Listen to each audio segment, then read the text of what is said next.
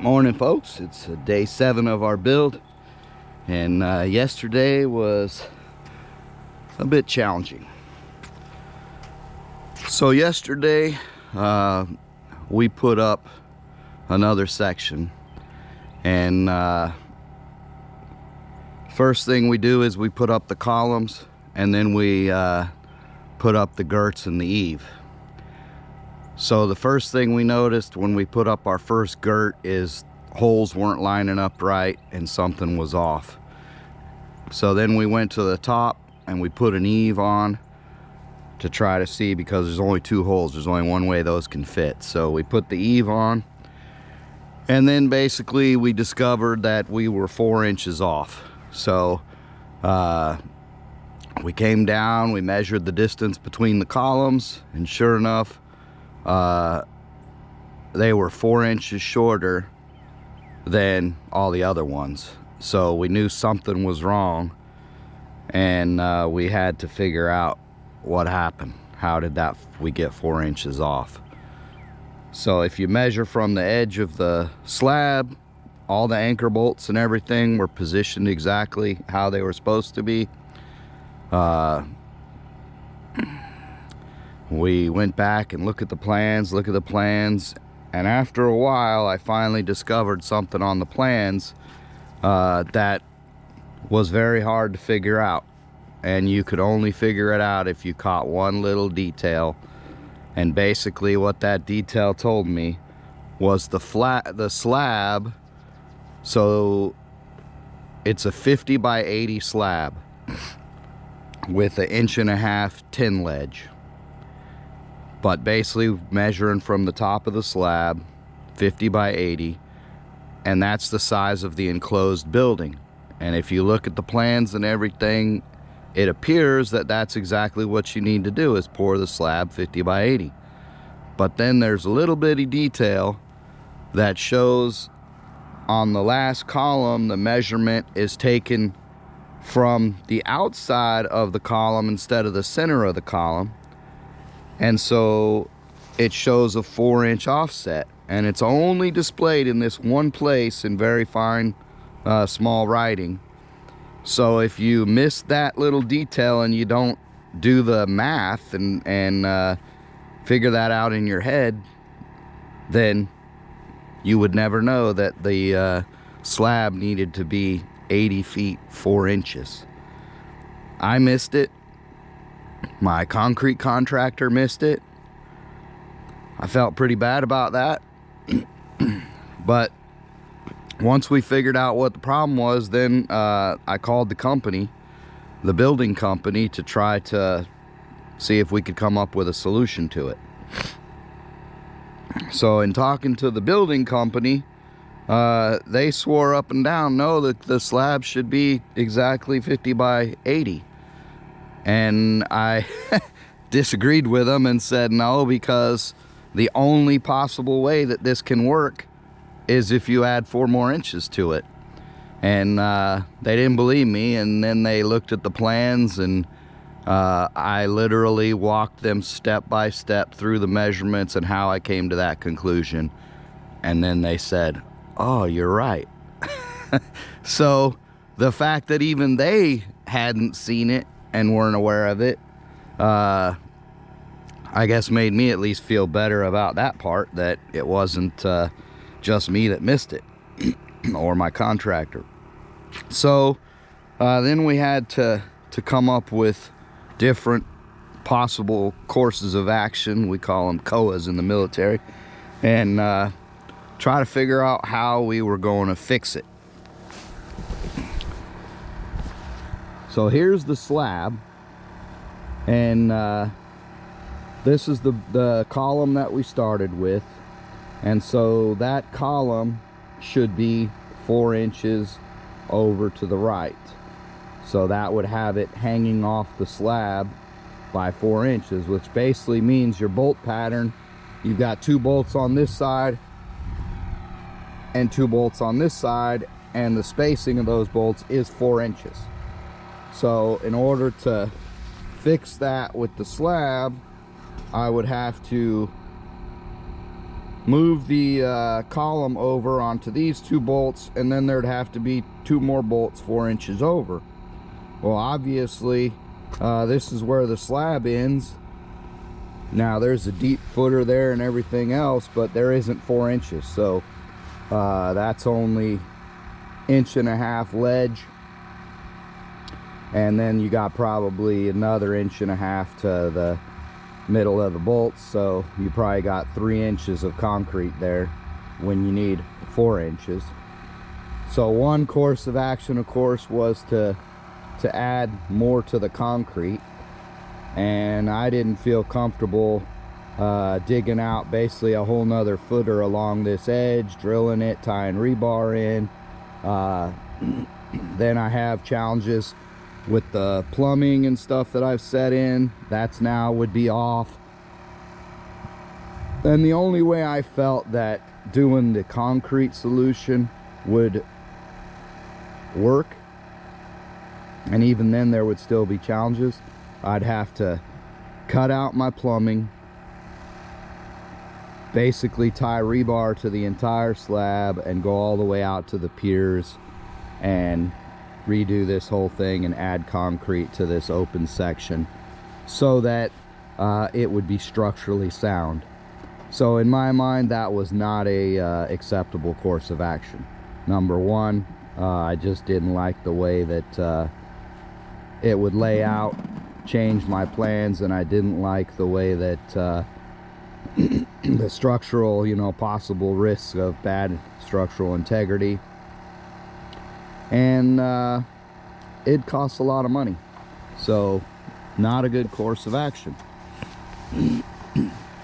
I can't remember what the next course of action was. Oh, the next course of action was to buy new steel that's the correct size.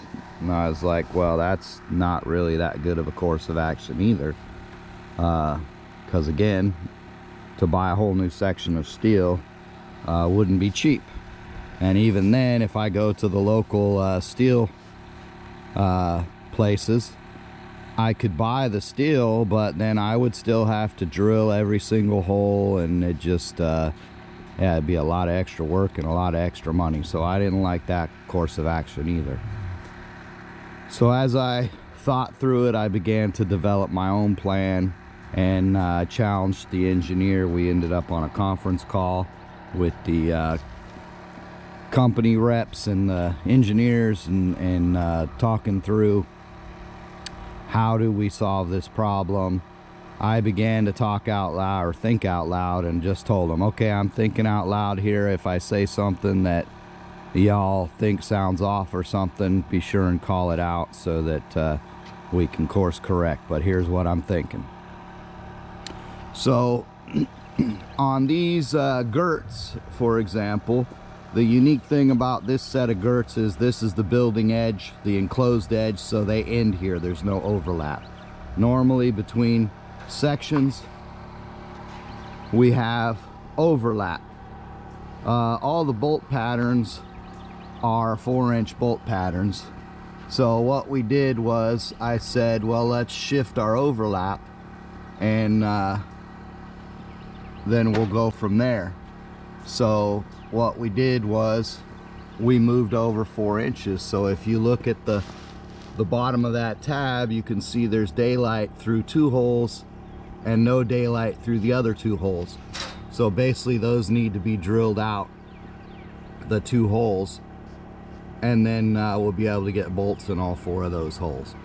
So we just increased by moving the overlap down 4 more inches. For comparison, if we walk down to this girt and we look at the overlap, you can see you got about a foot of overlap.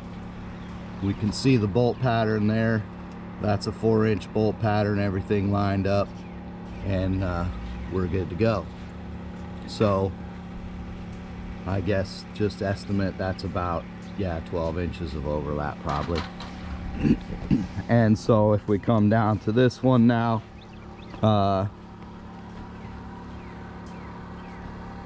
Well, it actually doesn't look that far off. So they're all the girts, these are different lengths, so I guess we're comparing apples to oranges. But we just moved them back 4 inches, so we theoretically increased the overlap.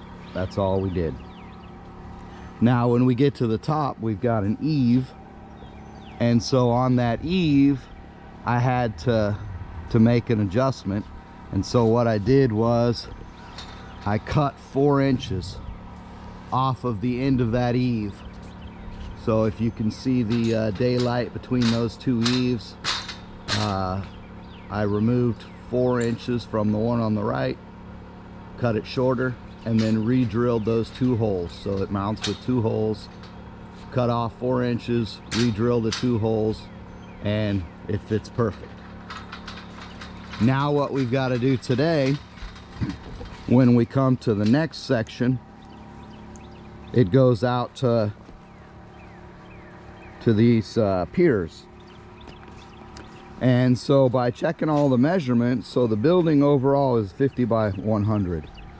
We still have a 50 by 100 building. We're just off by 4 inches on that column over there and the one over on the other side. So what ended up happening is we removed 4 inches from this section and we added 4 inches to this section out here. So basically I traded 4 inches of inside space for 4 inches of outside space. That's really what it comes down to. And in doing so, I had to shorten all this by 4 inches, and this theoretically has to be lengthened by 4 inches. Now, the only thing, this one is an open area, so there are no girts on the sides. You have an eave at the top. So what I'm going to do this morning is I'm going to take the 4-inch piece that I cut off of that eave there, and I'm going to weld it to the end of the existing eave for this next section. And so the bolt pattern is already drilled in the end of that. So if I weld it at exactly 4 inches, then I'm going to be dead on. I don't even have to drill 2 holes. I'll put it right on those holes up there, and everything will fit up just perfect. So that's what we're going to do about the eave. We're going to just extend them by 4 inches. Now the eaves are not structural. They do not provide any structural support or anything like that.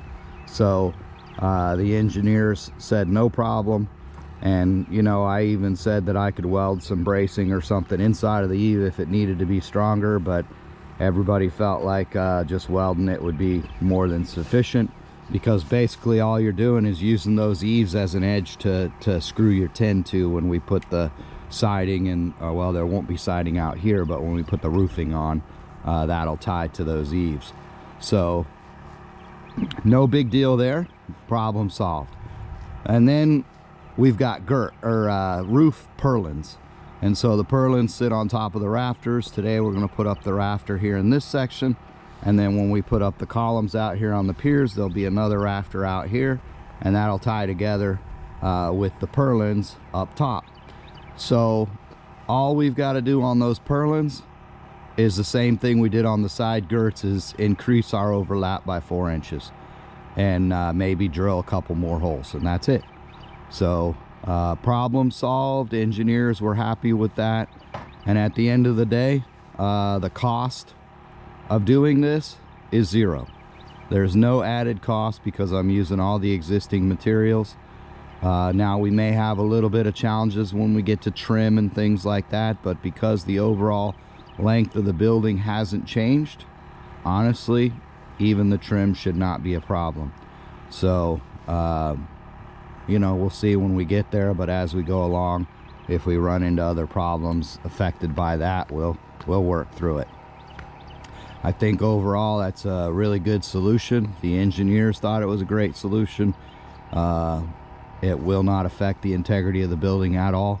It actually, because we increase the overlap, in theory, it increases the strength a little bit. And so what I'm doing is the overlap will be out here in the open area, so we'll just push those girts, we'll bolt them up normal to the enclosed structure, and then the extra overlap will push to the open area structure where there is no side support. So to me, that's a win. In theory, it should provide a little bit extra strength. We'll bolt it all up, we'll drill holes where we need to drill holes, and we'll be good to go. So that's where we're at on that. And we did not do a lot of filming yesterday, primarily because it was a whole lot of thinking, and I just didn't think about filming when I was concerned about what happened to 4 inches. So that's where we're at on that. So now, you know, the whole point of all this is to really show you that stuff can go wrong on your build, no matter how careful you are. I mean, we took our time, we really studied this stuff and tried to do it right, and we still screwed up.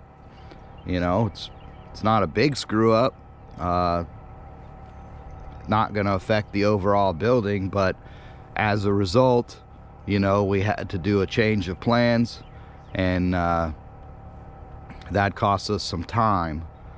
We literally spent half the day trying to figure this out and solve the problem, and you know, phone calls, etc.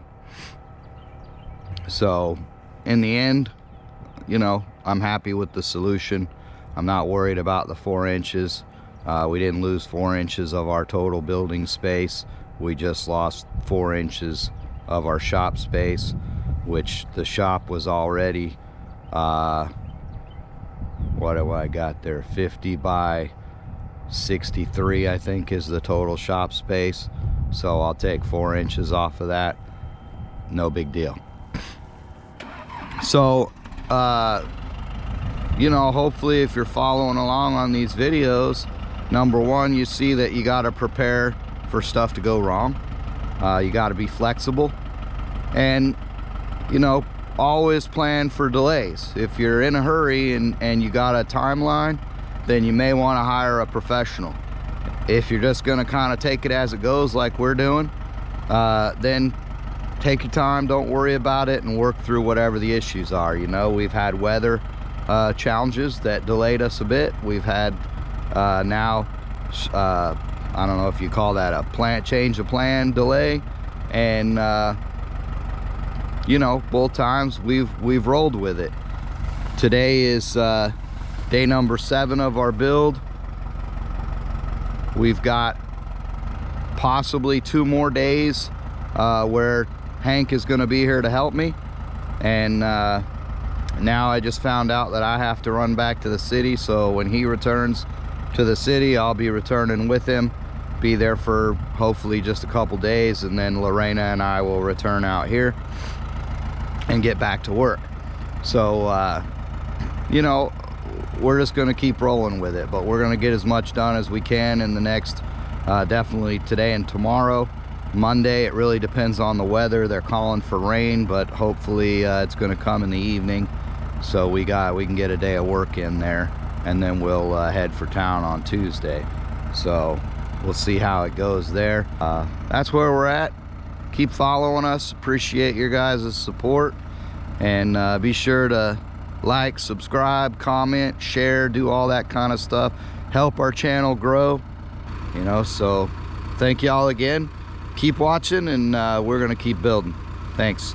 All right, so here's something different. Even though the engineers said this was a non-structural piece, there is a difference. This outside eave is thicker steel than the rest of them, so